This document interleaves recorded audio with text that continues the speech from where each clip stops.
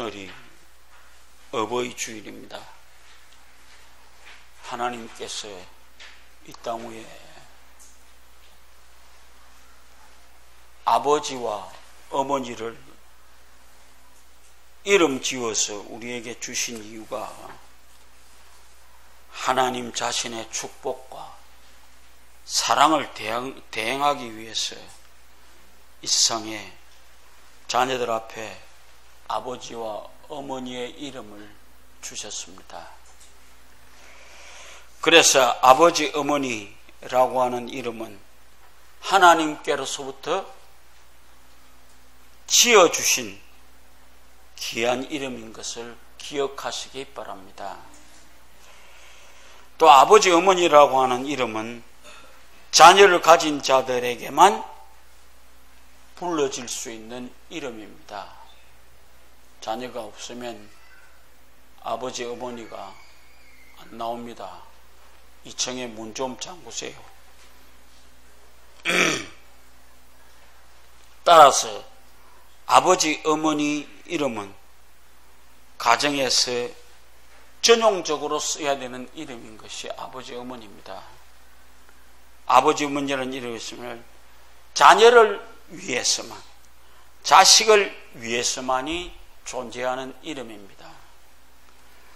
가정의 자녀들을 위하여 하나님이 주신 아버지, 어머니의 직함은 이 땅 위에 몇 가지 직능을 가집니다. 한번 생각해 보도록 하겠습니다. 그래서 아버지가 해야 하는 일이 뭔가라고 하는 것을 한번 생각해 보겠습니다. 첫째로 자식을 위해서 기도하고 축복하는 제사장정의 기능이 부모에게 있습니다. 구약시대 제사장은 하나님과 이스라엘 백성 사이에 제물을 가지고 기도했고 축복을 했습니다. 그게 제사장이었습니다. 오늘 신약시대에는 아버지, 어머니가 자식에게 축복을 전달하는 기능을, 바로 제사장적인 기능을 부모가 가졌다라고 하는 것입니다. 부모는 자식을 위해서 축복 기도를 하는 기능이 있습니다. 부모가 자식을 위해서 올리는 기도만큼 깨끗한 기도, 꺼리낌 없는 기도, 제한이 없는 기도, 이해타산이 없는 기도는 없을 것입니다. 부모는 자식을 위해서 축복하는 기도만큼 확실하고 깨끗하고 정직한 제사장적인 기능이 있습니다. 또 가장으로서 자녀들을 위해서 하나님께 예배를 주관하고 기도하고 그 자녀를 사랑하는 일이 부모에게 있습니다.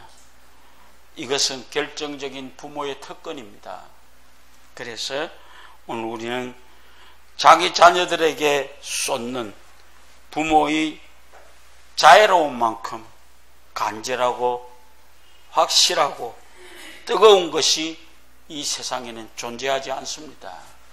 그래서 첫째로 부모에게 자식을 위해서 기도하는 제사장적인 기능이 있다. 그 다음 두 번째로 부모에게는 선지자적인 기능이 있습니다. 다시 말하면 부모는 자녀를 가르치는 기능이 있습니다.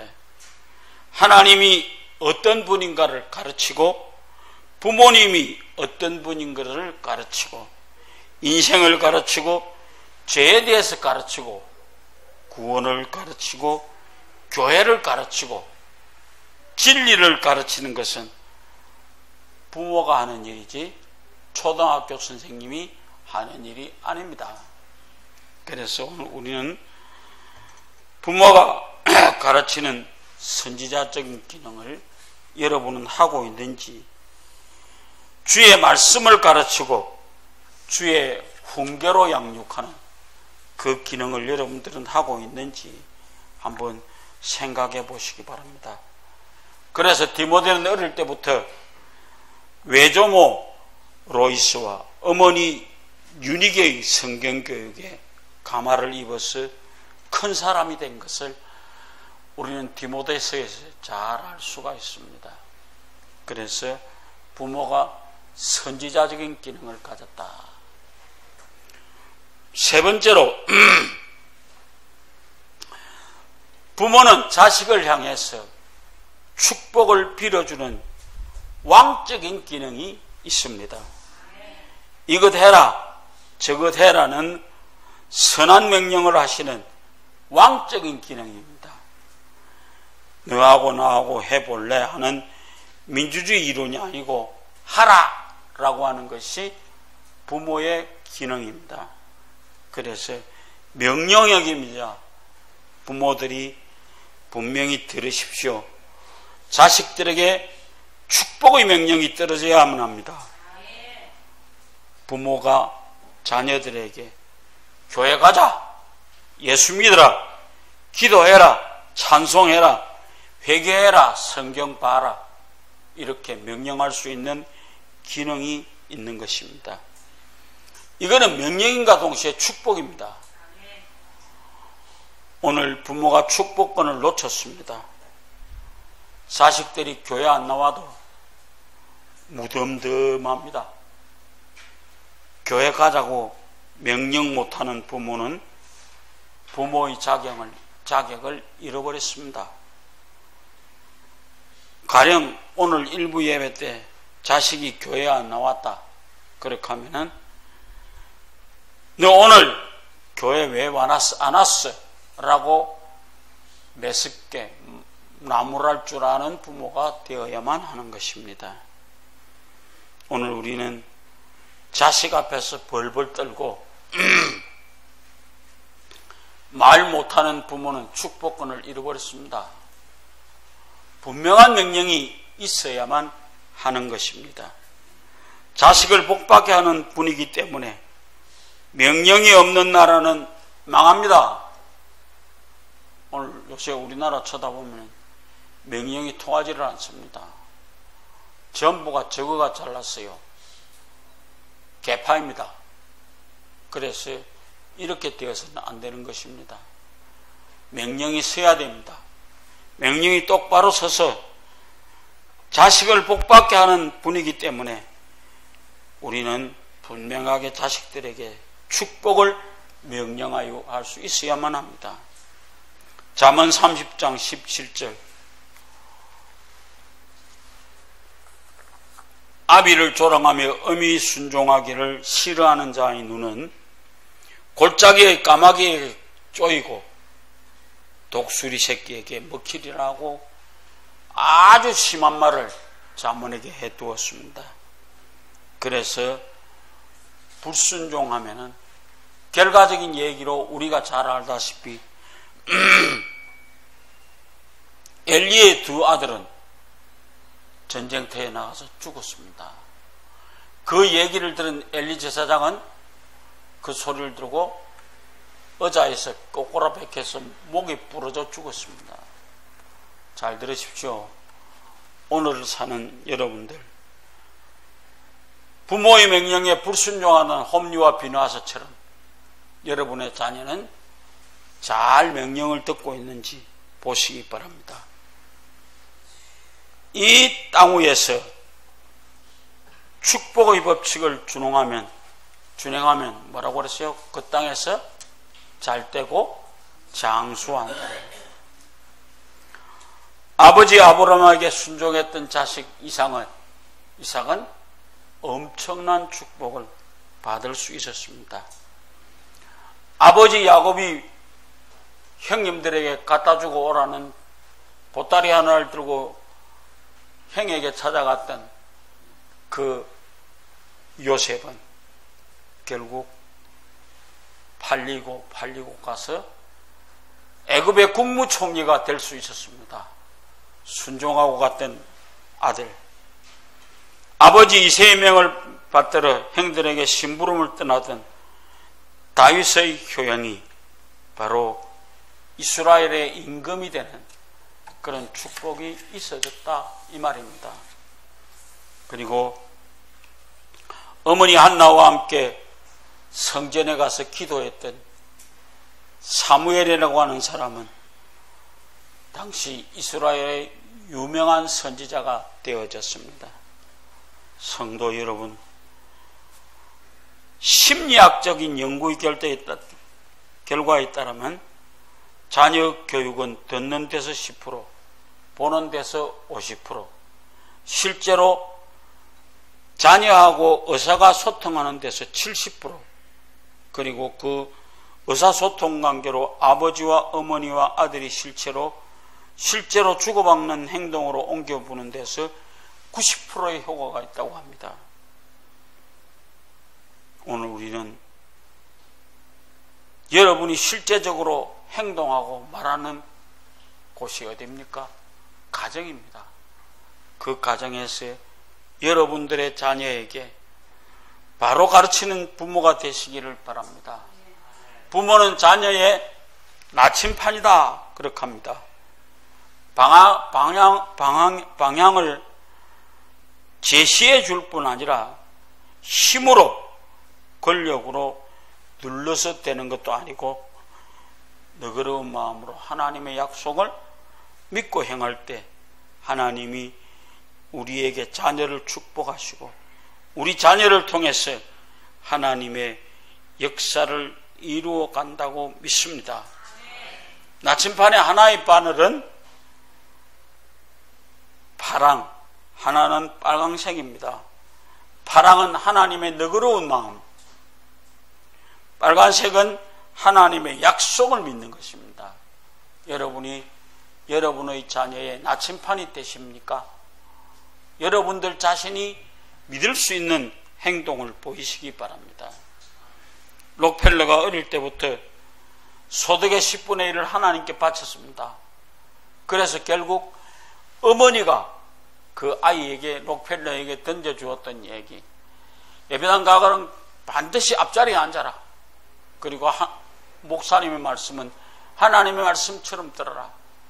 소득의 10의 1은 하나님께 반드시 바쳐라 라고 하는 어머니의 명령을 잘 따라들었던 그 아들은 결국 전 세계에서 가장 위대한 갑부가 될 수 있었습니다. 오늘 우리 자녀를 그렇게 키우기를 원하십니까? 여러분들도 그들에게 아름다운 것을 보여줄 수 있는 귀한 명령이 있으시기를 바랍니다. 나는 오늘 여러분들에게 한 가지 얘기를 하고 마치려고 그럽니다. 엊그제 조선일보 났던 얘기입니다. 뉴욕타임스가 뽑은 10대 학생들의 자기소개서를 얘기를 했습니다. 돈으로도 주고 살 수 없는 아름다운 얘기였습니다. 그래서 여러분의 자녀들에게도 좀 들려주십시오. 오늘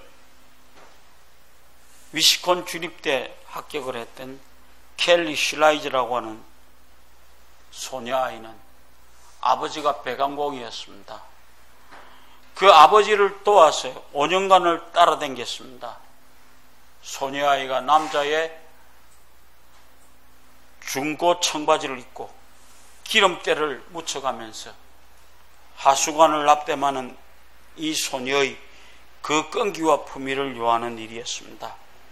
그가 호숫가 대저택의 금도금이 되어진 화장실에서 곰팡이가 핀 배수관을 들여다 드러내며 생명가루를 마시게 되었습니다. 켈리는 이런 얘기를 합니다. 우리는 배관이라고 하는 소우주의 혼돈을 일으켰다가 다시 질서를 찾아간다. 인생은 오물을 받아들이고 그걸 청소하는 일련의 과정임을 배웠다. 세상은 자기 손을 기꺼이 더럽히는 일들이 만들어가는 것이다. 그 다음에 웨스트 칼리지에 합격한 마크 가르시아라고 하는 사람은 아이는 14세 때부터 LA 부천의 일식당 설거지를 했습니다. 다음날 치를 미국사 AP 대학 전공 선의수 시험을 말썽쟁이 동생을 걱정하며 거품을 내 접시 수백 장을 닦았습니다. 자정에 집으로 가는 버스에 올라서 교과서를 펴었습니다. 그리고 멕시코 이민 3세인 마크는 파티에 나오는 또래들의 시선을 신경 쓰지 않았습니다.